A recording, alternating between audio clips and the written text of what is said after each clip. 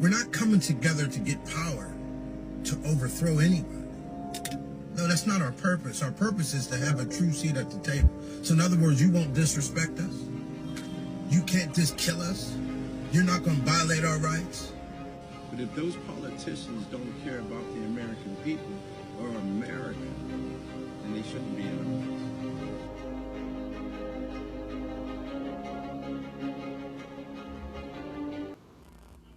Hey y'all, this is Tiger from 106 Keep It a Bean. How's my 106 Keep It a Bean family doing out there, man? You know I love chopping it up with you guys. You know I love spending time with you. You know what we do here at 106 Keep It a Bean. Yes, we keep it funky. And guys, you know we're always going to keep it fresh here. Man, I'm excited to be here. Thank you guys for another therapy session. I need them. I hope you need them as well. So I thank you for that.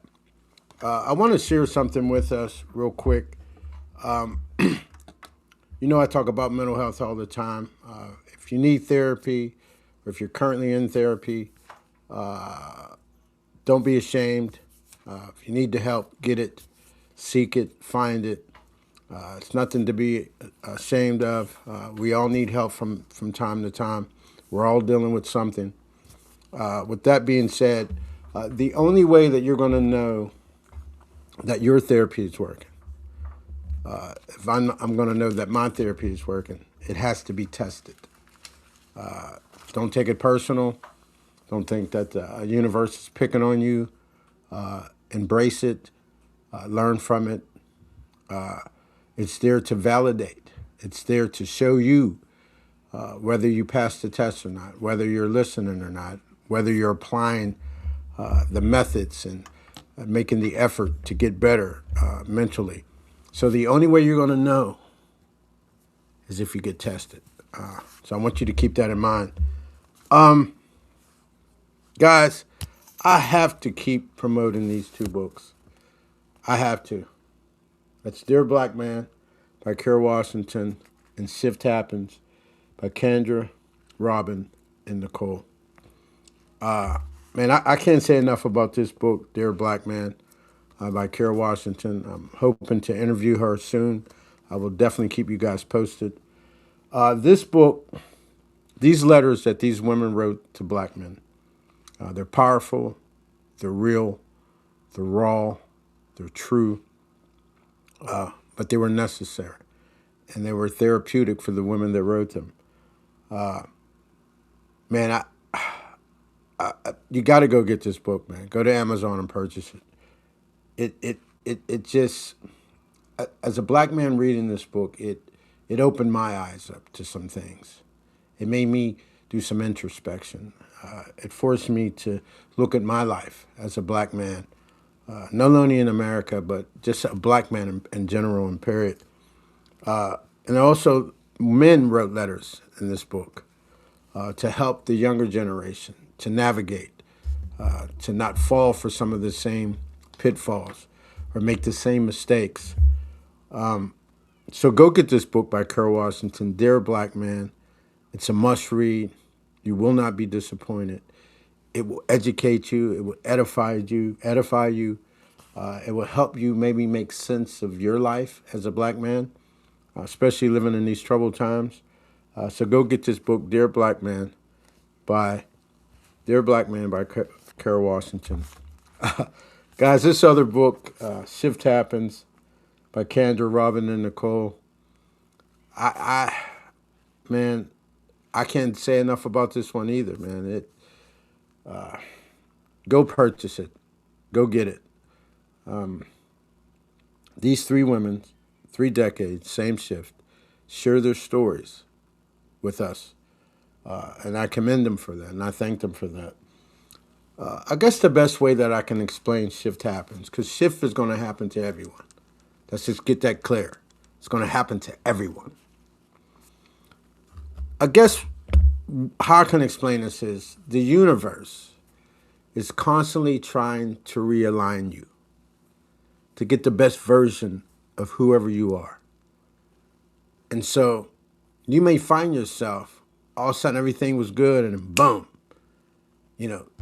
relationship is over. or you might not be at that job anymore, or you might not be in the same place anymore.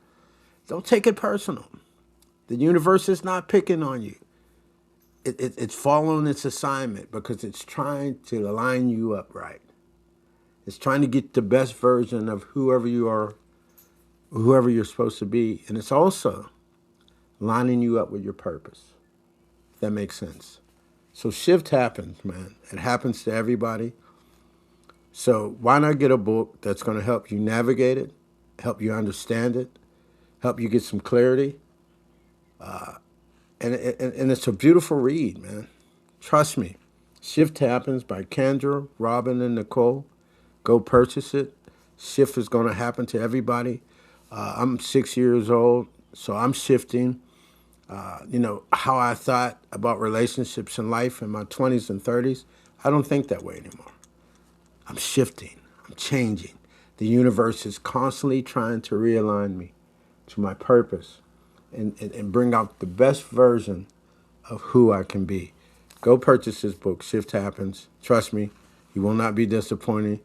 3 beautiful young ladies. I got an opportunity to meet them. Man, go purchase this book, Amazon. And Dear Black Man by Carol Washington. Shift Happens by Kendra, Robin, and Nicole. Go get these books, man. Show support, show love. Tell them you heard it here at 106 Keep It a Bean. I'm going to keep promoting these books because, they impacted me. I feel the difference. I know the difference. I'm seeing the world differently. I'm seeing people differently. So thank you, man. Dear Black Man and Shift Happens. Go out and get them.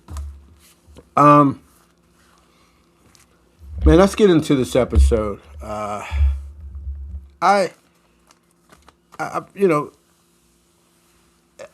want to talk about the draft. Yes, the NFL draft. Not like you think. But before I start, the title is the draft. Let's get that out of the way. I told this story on another episode last year, so check it out. The story was about 2 friends. And one night, they saw something, a strange thing, on the top of a school. And it changed them for the rest of their life. They saw that thing and they ran. They didn't look back. They came back a couple of days later to that very same spot, hoping to see what they saw that night. Well, they didn't. What they ended up finding was a strange-looking book, and it had a symbol on the front of it that they've never seen before. They opened the book up, and it had all these pages, but no words in it. So they didn't know what to think of it. They put the book away, and they began to live their life. Well, about 20 years had passed, and one of them, something happened. Nothing tragic, but there's something strange and bizarre happened. And it made him think about that night that they saw that strange thing on the top of the school. And it made him think about that book. So he went to go retrieve it. He blew the dust off of it, and he opened it up. And to his surprise, there were words on the pages. He didn't know what to make of it. He calls his friend. Hey, man, you got to get over here, man. Remember that book? There's words on it. So the two begin to read the story, or the words on the pages. And what they quickly found out was this. You have to live life. You have to experience life. You have to do something in order for it to be recorded. So in other words, you have to do something, live life, experience life before it can be written down. And so that leads me into what I want to talk about, the draft. I think when we all heard about the draft coming to the city of Pittsburgh, I think many people were excited. The Rooneys, sports fans, the city of Pittsburgh, everybody was excited. It's never been here before. The draft is coming. But it was quickly replaced with uncertainty, with disruption and confusion, both socially, politically, and economically. The draft caused those things. I don't know if you guys are familiar with William B. Marshall. He's the gentleman who brings us Juneteenth and Soul Fest, and among other things. He is currently fighting the city and the draft for black vendors and black businesses in the city of Pittsburgh. First of all, I want to commend him for his unwavering dedication and passion for fighting for black businesses in the city of Pittsburgh. He's currently in negotiation with them now. Between the city and the draft, they've ostracized, they've marginalized, they've lied, they've manipulated. They've done a number of things to William B. Marshall, and the black businesses that want to participate in the NFL draft. They're calling their event the Draft Bash. I don't know if you guys know this, that the draft or the NFL is bringing their own vendors. I don't know why this city agreed to that, but it is what it is. And they're projecting that over $250 million in revenue is going to come through the city. And about 1.5 million, they believe, people are going to come visit the city of Pittsburgh in those 3 days. And those black vendors want a piece of that economic pie, and they deserve it. But the city and NFL is fighting them truth and now. They said one thing, said another. They delayed their applications. They approved them late.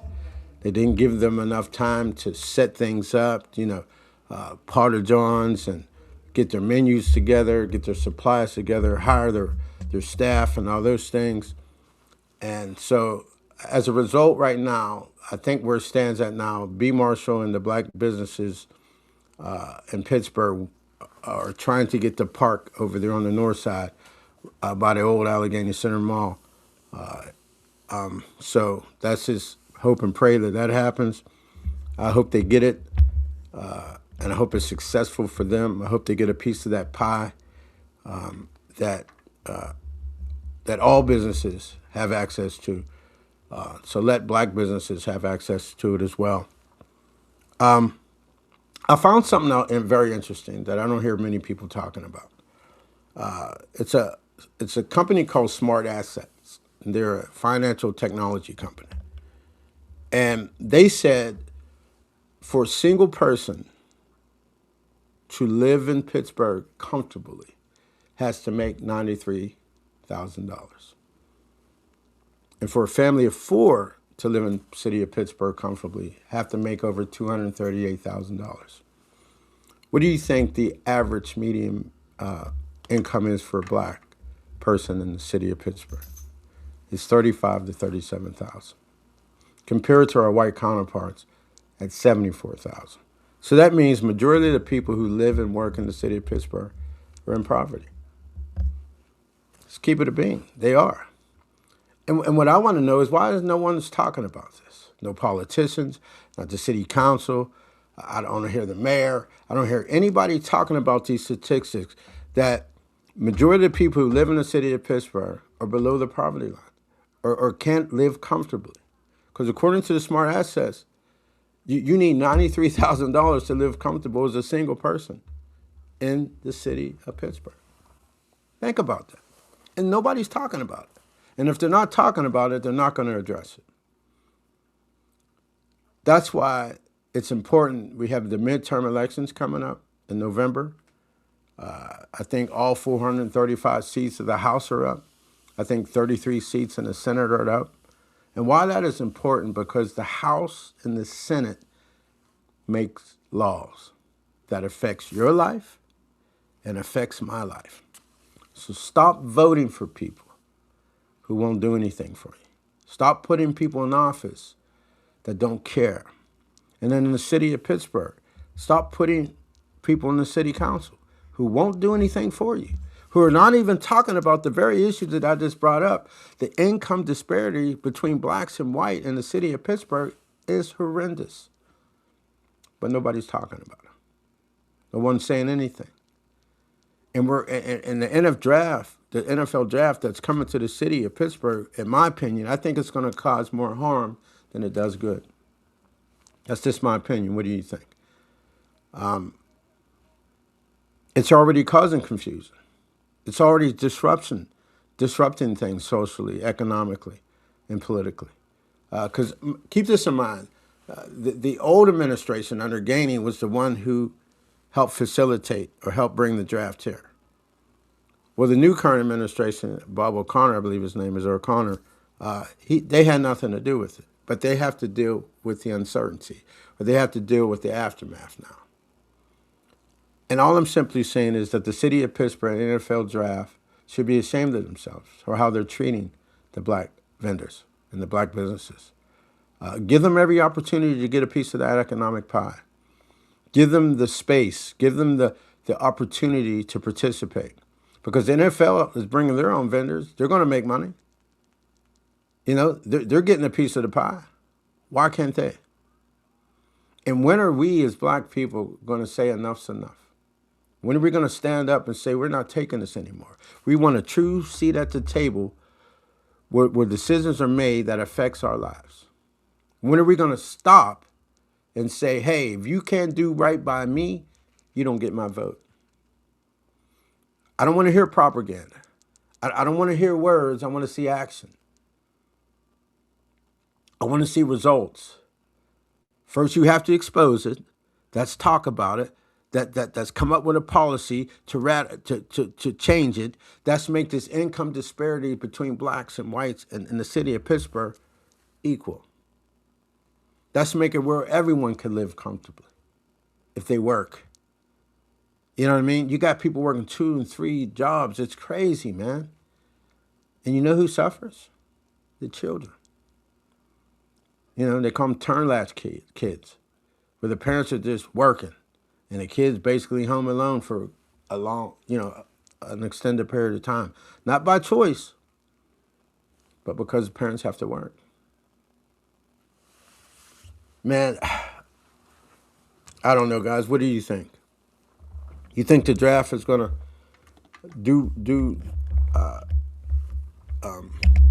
be good for the city of Pittsburgh? Or do you think it's going to be harmful? I know everybody said, $250 million is a lot of money. But let me say this. Money is only a means of exchange, man. Money can't give you a second life. Money can't, do the miraculous thing. It can't. It's just money. It's used to buy things. It's used to exchange one thing for another. That's all it is. True change comes from within, and here, and in here. And all I'm simply saying is, man, I'm thankful that the draft is exposing the things that we're seeing, because how else would we have known that the black businesses in the city of Pittsburgh are being treated the way they're being treated, being told that they can only sell 3 items, playing around with their applications, like I said, waiting to the last minute to approve them, knowing darn well that doesn't give them enough time to prepare for this type of event and to be successful and to get a piece of that pie, of the economic pie that they're projecting at $250 million, man. They should be ashamed, but no one's saying anything. All right. So B. Marshall, man, my prayers are with you. My thoughts are with you. I think more people in the city of Pittsburgh should definitely champion behind him, support him and his organization, because that's the only way we can change this. This is the only way that we can be successful, that we can make sure that we get a piece of that pie, that everybody else's hand is going to be out. Everybody else is going to be making money. Why not let them make money? Man, I told you, man, my opinion, I think the draft is going to do more harm than good. But that's just my take on it. I don't know what yours is, but comment, tell me what you think. Remember, I'm always looking for feedback, always looking for your opinion. Help me out. The second thing I wanted to talk about was the incident that happened about 2 weeks ago or so with the man and his daughter at the McKeesport School.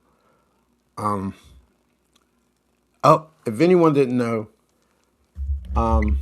that was his biological daughter. Let's get that out of the way. I'm not condoning his actions. I think it wasn't the right place. It wasn't the right time. I believe he could have handled it differently. I wish that he would, but he didn't. And here we are. But that was his biological daughter. It wasn't some strange man grabbing some girl and doing what he did. He was her father. Let me say this. Many young men came to his defense and said that if it wasn't for his leadership, if it wasn't for his mentorship, if it wasn't for him planting seeds in me, if it wasn't for him pushing me, I wouldn't be where I am today. So he did some good things. He you know what I mean? He is a good man. He did some good things. He impacted people's lives. So don't let this one incident tarnish him or brand him for life as if he's no good, if he's nothing, and we need to ostracize him and we need to punish him and label him this or that. No, let's not do that. He's a human being. Again, I don't condone his behavior. I wish it never happened, but it did.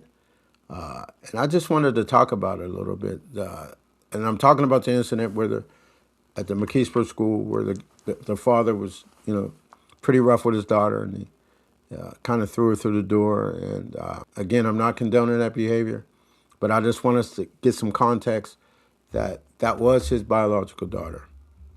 And then the incident with the kid that was on the spectrum, I don't know enough about it.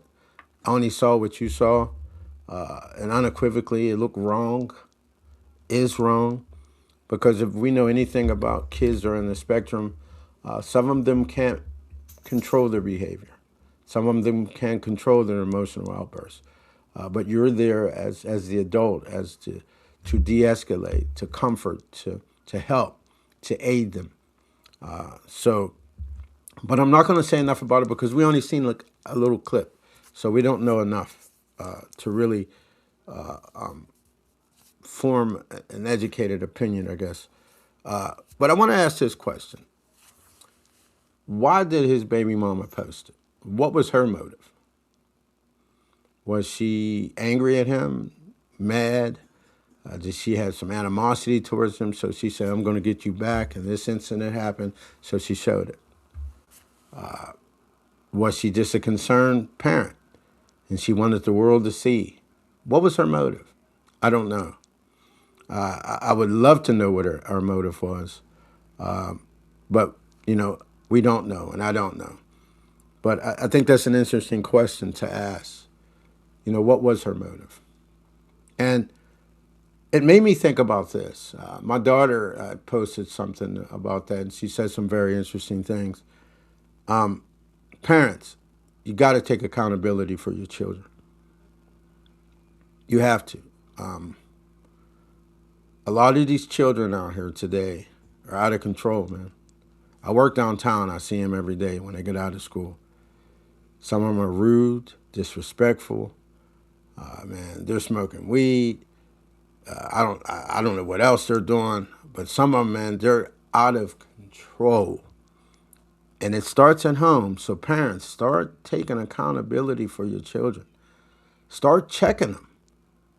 Because remember, if your kids don't respect you in the home, you think they're going to respect somebody out in the street? They're not. And a lot of them don't. And I didn't say every child, because I know someone's going to say, not my child. I didn't say every child. I said some children are out of control. Some children need to be checked. And I think that's a problem with a lot of them is a lot of them go unchecked. Nobody says anything. People make excuses for the behavior. And that's sad and that's detrimental. It made me think of an incident with my youngest daughter. She was being bullied in middle school. And we had to have a meeting. And so there were 3 fathers there. I was one of them. And the rest were mothers, along with the principal and the mediator. And this one lady, all she kept saying was, not my daughter. My daughter would never. I know my baby. My baby would never, never, never, never, never, never. To make a long story short, her daughter was the ringleader. the ringleader. All the children that were involved in this incident pointed to her daughter. You know what the sad thing was? She never apologized for her daughter. She never took accountability. She simply didn't say anything. And I thank God for the fathers that was there that day, that we were able to talk, discuss this thing, and get it squashed. And so I'm grateful and thankful for that. But I just want to say we got to take accountability for our children, man. It starts at home. If they need check them. And if you can't check them, find somebody there to check them. Your brother, their uncle, their grandfather. Somebody needs to check them because they need to understand you can't go around doing whatever you want to do whenever you want to do it because there's consequences. And then it's not a good look. You know, when we were coming up, we were taught to respect our elders. Whether they were right or wrong, we respected them. No, sir. Yes, sir. And then we went back and said, Mom, Mr. Joe said such and such, or Mrs. Jackson did such and such. But we respected them. And that's what I always say, that we need to go back to the rudiments, man. We need to go back to some of the things in the 60s worked. Some of the things in the 70s worked. Some of the things in the 80s worked. They weren't all bad. But somewhere along the line, we kind of lost those things, man. It's like everybody's out for themselves. You know, and children are out of control. Parents are working like crazy. I just told you that if you live in the city of Pittsburgh, you need to make $93,000 to live comfortable. And if you don't, you're struggling. I'm not going to get into is this by design and all that stuff. I'm tired of hearing all that stuff. What are we going to do about it? What are the solutions? The people in the city of Pittsburgh, just like the people in the city of McKeesburg, need to be protesting up and down the street, demanding justice, demanding change, demanding that they do right by me, do right by the city, the citizens of McKeesburg and the city of Pittsburgh. Do right by them. If you swore in the office, then you are the servant of them. You are to do everything in your power to help them. Does that make any sense? But too many of these politicians, they say one thing to get in, and once they get in, they just fall in line with the political machine. They don't dissent, they don't fight, they don't do anything. They just go along with the flow. And then what happens every 4 years? They knock on your door and ask you to vote for them again. Let's keep it a bean, man. So, man, do you think the draft is going to help the city of Pittsburgh or it's going to hurt it? I hope that the black businesses get an opportunity to get some of that revenue. I hope that the city and the NFL write an apology statement. And not just write a statement, but do something to mend for it. Because you have to do right by the black people in the city of Pittsburgh, just like you have to do right by everyone else in the city of Pittsburgh. And I have to ask this question, why is it always us? Why are we always the one that have to suffer? Why are we the ones that always have to go through take the extra step? Why are we the one that always have to go through it when a lot of other people get a pass? What is it about us? I mean, we want the same thing that other people want. We want to be successful. We want to live comfortably. We want to have a good life. We want to be able to, take care of our families. We want to be able to take a vacation, do whatever, our hobbies, whatever they are. Why? Why is it always us, man? I don't want to get religious or biblical, but I've said it and I'll keep saying it. Our story, I mean black people, and I hate to say black people because we're not black. We're colored people. Our story, our history is so similar to the story of the Israelites in the Bible that it's almost compelling, man. You can call me anti-Semitic all you want. I didn't say I hate Jews. I'm just saying that I believe that our history, that what we've been through and what we continue to go through kind of matches what the Israelites went through. And it kind of matches some of the things that God said that we would go through. You guys, what do you think, man? Will the draft hurt the city of Pittsburgh, or will it help it? Will B. Marshall and his black businesses and vendors get the park over there on the north side by that old Allegheny Center Mall? Will they get an opportunity to partake in that $250 million revenue? Will we as people of color in this country, will we start taking politics a little more seriously? I said the midterms are coming up this November. All 435 seats of the House are up. 33 senator seats are up. Why do you think they did what they did to Jasmine Crockett? Because they didn't want her in there, because she's a Democrat and she's fighting for the people. She's fighting for people to look a lot like you and me. And they didn't want her in there. So they made sure it didn't happen. And they did it legally, man. See, that's what people need to understand, man. It's not out of the realm of possibility that we could end up slaves again. It's not out of the realm of possibility. It's not. Trump represents, that's their great white hope, man. Call it what you want. He is. I'm not bashing Trump or saying one thing or another. I'm just telling you what he represents to them.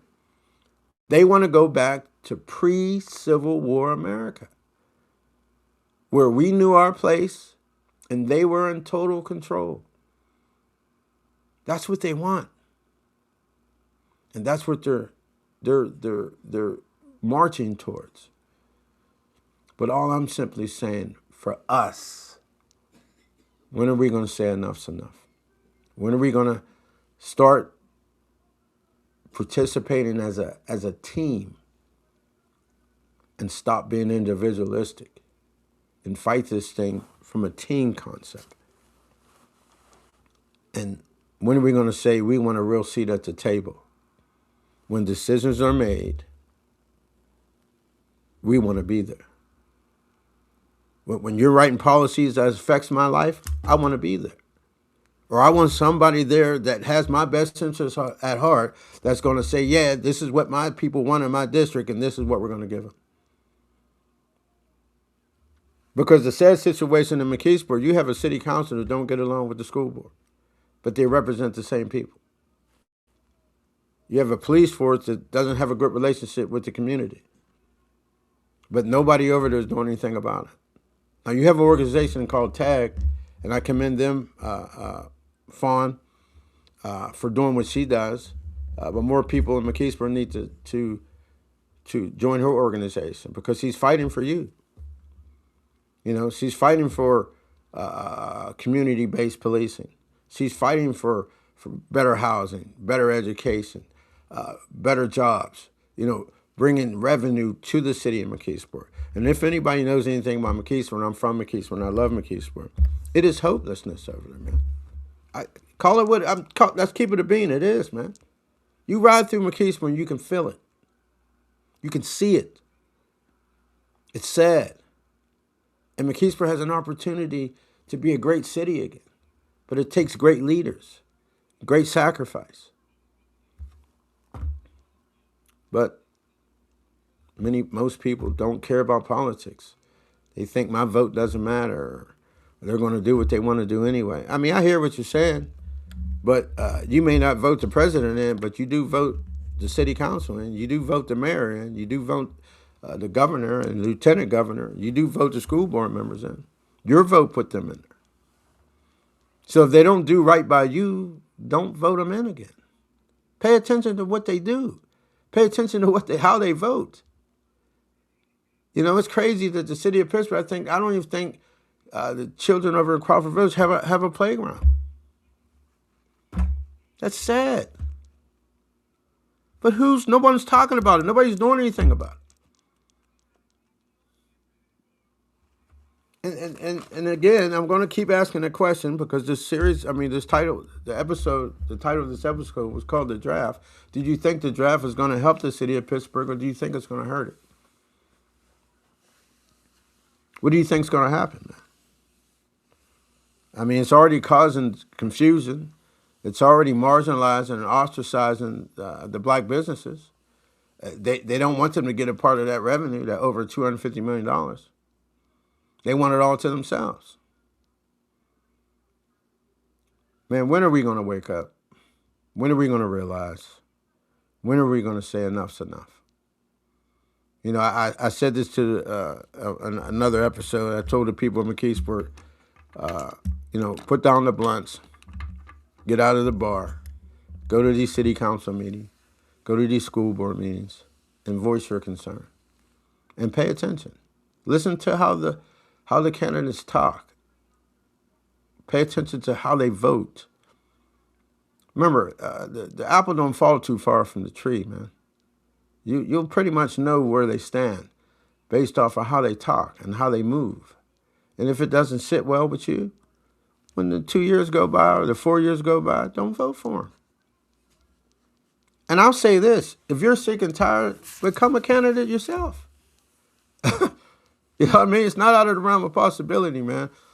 You'd be surprised, man. Just because somebody's in office doesn't mean they're the most intelligent, the most business savvy, or the most this or most that. It just means they were well liked at some point and somebody voted them in. That's it. That could be you. That could be me. You know, I'm digressing. I apologize, man. But like again, I just wanted to talk a little bit about the draft. I want to talk a little bit about the incident that happened over there in McKeesport School District, and how, you know, he's on paid leave now, and people were bashing him, but not knowing the whole context. You know, that was his daughter. I don't condone his behavior. I understood why he did what he did. It was the wrong place at the wrong time. But the bigger question is, why did his baby mama post it? What was her motive? Now, if her motive was good, okay, but what was it? Were you trying to tear him down? Were you trying to bash him? Were you trying to make him look bad? I don't know her personally, so I don't know what her motive was. I would love to interview her. I would love for her to give her little 2 cents of why she did what she did. I know that she was a mom. That was her daughter. I know she was mad and angry and upset. I get all that. But again, I said, a lot of these children, man, they go around unchecked. Nobody checks them. Nobody says anything to them. They do what they want. They say what they want. They move how they want. They're entitled. They feel they can do whatever they want to do. Nobody's going to do nothing to me. Nobody's going to say nothing to me. They got guns. They don't care. And nobody says nothing to them. So what do you think that's a recipe for? Disaster, man. Because if you can't control them as a kid, you damn sure can control them as an adult. And I come from a generation where I got my behind whooped. And I'm here to tell you, I deserved it. I'm here to tell you it made me a better person. I didn't say kill them, but you do need to check your children. You need to be accountable for them. Because at the end of the day, they came from you. They represent you when they leave that house. And so you need to know that your kids are respectable, that they're caring, they have compassion, they have understanding. I didn't say for people to take advantage of them. Let's keep it being. Let's keep this in context. I'm just saying a lot of these children are out of control. And you know they are. You see them. You just ignore them. Or you walk across the street, especially when you see a group of them. Because you never know what they're going to say or how they're going to act or what they're going to do. Because many of them are out of control. Many of them are under the influence of drugs and they're gone, bro. Sad, but it's true. But, man, I digress. And, again, man, give me your feedback. Give me your comments. Tell me what you think. You know, I told you, Tiger, here at 106, keep it a beam, man. We're always going to keep it funky. We're always going to keep it fresh. Guys, William B. Marshall, he's the guy that brings us Juneteenth and Soul Fest and some other things. Keep supporting him. Keep praying for him, that he wins favor with the city of Pittsburgh and with the NFL draft. The city of Pittsburgh and the NFL draft needs to publicly apologize for their actions, for their behavior, how they're treating them. There's no excuse for it. You know, one last thing I'm going to say, man. It's crazy how white people think. You know, you have affirmative action, you have DEI. Why do you think those policies were even implemented in the first place, because we were treated unfairly. When I went to a job interview, they didn't look at my qualifications. They didn't look at my skills. They didn't look at my hard skills, my soft skills. They didn't look at my education. They saw a black man. That's what they saw. And based off how he felt about my color and my skin would determine whether I got the job or not. That's why those programs exist. That's why those policies were put in place, because we were treated unfairly. And now you have white America right now saying that they're being reverse discrimination. How sick is that? How sad is that? Here you mistreat people, and then we come up with a policy that kind of levels the playing field, and now you want to play reverse discrimination. Come on, man, they're not playing. They are for real, and they're serious. And it's time for us to get serious, man. It's time for us to say enough's enough. And let's make a change, man. That's be that spark. Like I said, McKeesport has to die, and it's dying. But who are going to be the leaders that are going to stand in the ashes to make it better, to bring about change, to restore the relationships between the city and the police? I mean, the police and the citizens, and the school board and the city council. Who's going to be that persons that bring businesses and revenue back to the city of McKeesport, to build affordable housing so people can live comfortable? Who are going to be those people, man? That's what you should be praying for. That's what you should be looking for. And those are the people you should be voting for. Take religion out of it, because religion divides. Take all that out of it. I don't care what a politician believes.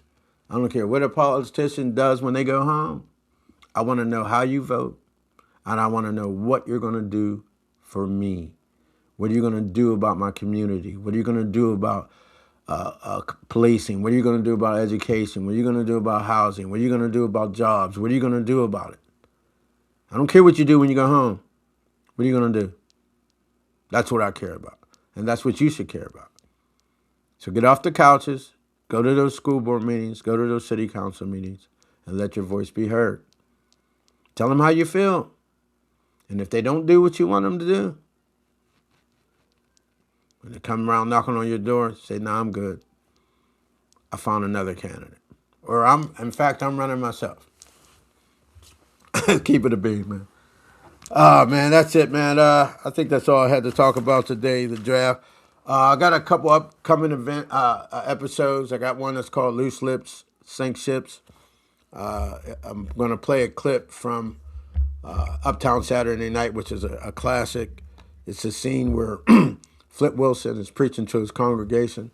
It's about 4 minutes long. I'm going to play that clip, and we're going to chop it up. I'm waiting to hear back from Carol Washington, who wrote Dear Black Man. I want to interview her. This is a powerful book. It's raw, it's real, it's true. If you're a black man, you definitely need to read this.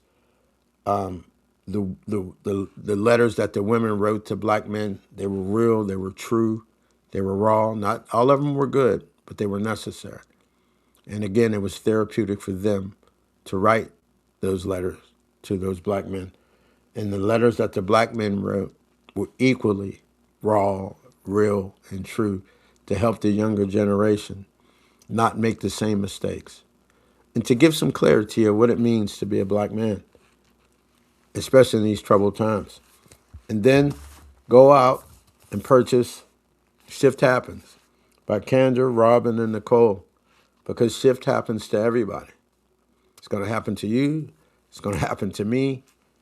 And why not get a book that's going to help you navigate it, to give you some understanding, to give you some clarity?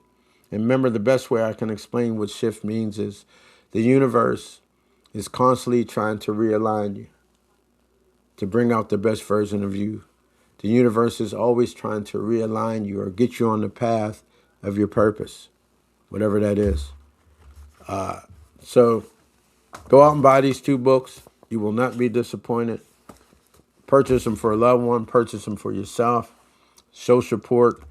This is a black woman who wrote this book, Carol Washington, and these are three black beautiful women who I got the opportunity to meet at their book signing. I got to see them when they were guest bartenders at Youngers. I reach out to them all the time. They they reach out to me. They're powerful. They're real. They're true. They're entrepreneur. They're pioneers. They have a beautiful spirit. Man, I can't say enough about them, man. Why not? Why wouldn't you want to support them, man? So go out and buy those books, man. You will not be disappointed. I'm about to read them again. I take notes, man. I keep learning every time I pick it up, because shift is going to keep happening. I'm a 60-year-old man, and how I see the world now versus how I saw them when I was 40. I see relationships differently. I see life differently. I look at, for instance, my best friend, I've known him since I was in fourth or fifth grade. And now that I'm 60 and I'm shifting, I looked at our relationship differently. And I had to distance myself. It hurt. It's not something that it was comfortable, but I had to do it for me. Because I'm shifting in a different way, and he's shifting in a different way. He's got to figure it out just like I have to figure it out. And all I'm simply saying is this, man. The universe is doing what it has to do. It has a job to do. It has an assignment, just like life has an assignment. And they're not worried about your feelings. They're not worried about making you uncomfortable. They're not worried about whether it bothers you or not. They're going to do what they're designed, their purpose to do.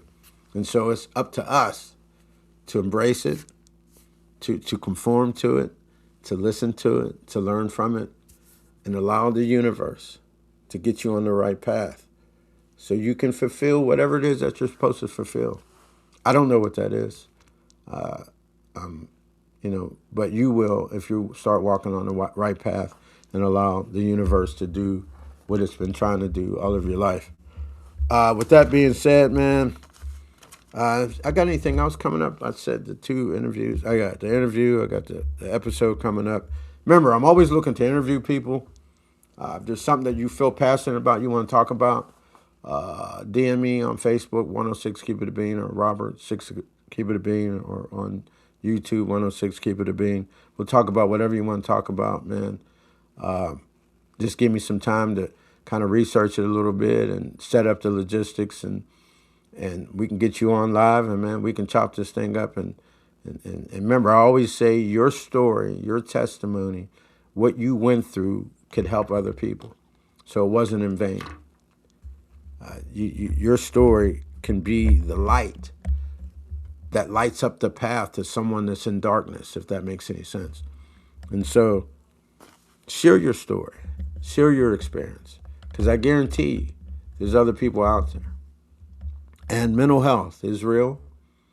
Remember, as black people in this country, or people of color in this country, many of us suffer from PTSS, which is post-traumatic slave syndrome. Even though you and I weren't slaves ourselves, our ancestors were. But trauma is passed down through the DNA. And don't you think that trauma was passed down unto us? And then even though we're free, we still are enslaved economically, socially, politically, and probably some other ways. Because we don't control anything, we don't own anything. We don't have a real seat at the table when decisions are made. I'm not saying there aren't black politicians. I'm not saying we don't have a black caucus. I'm not saying we didn't have a black president at one point. But at the end of the day, what did it do for you? What did it do for me? Nothing. I mean, it gave me some inspiration, but I still had to go out and work. I still had to do twice as much. I still had to, you know what I'm saying? So with that being said, man, it's time for us to have a true seat at the table. Stop playing around, and let's get for real. Because white America is already scared, because they know they are the true minorities of this planet. The moment we figure that out and we buy into it, believe it, we'll make change. Not that we want to hurt anybody. Not that we want to do anything bad to anybody. We just want what's owed to us. We want to live comfortable too. We want what you want. You know what I'm saying? With that being said, I think that's it for me, man. I love you guys. Thank you for another therapy session. Go get help. Seek help if you need it. Don't be ashamed. I don't care what anybody says.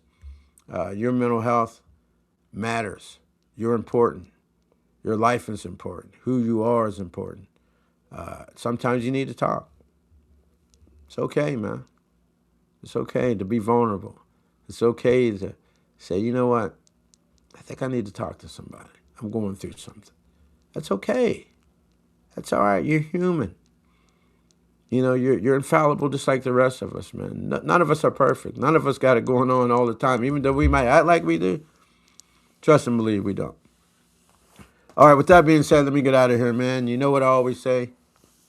Be true to yourself. Be true to your God. Walk with purpose. And more importantly, walk with love. And like Tupac would say, you know, what he said, a thorn would grow out of the concrete or something. He would spark the mind that would change the world. I don't know if that's happened already. Maybe it has. I don't know. But with that being said, man, you know, this is Tiger from 106 Keep It a Bean. Thank you for another therapy session. I need it. I hope you needed it too. Remember, subscribe. It's free. Tell people about it. Remember, it takes 2 seconds to subscribe. It's free. It doesn't cost you anything. Show support, show love. Remember, 106 Keep It a Bean cannot be successful without you guys. Like I said, I need these therapy sessions. They help me. They get me through the week. They get me through the tough times. Gives me an opportunity to get up here and talk to you guys and just share my thoughts and talk about topics and just have a good old time, man. And so I thank you for that. I love you for that.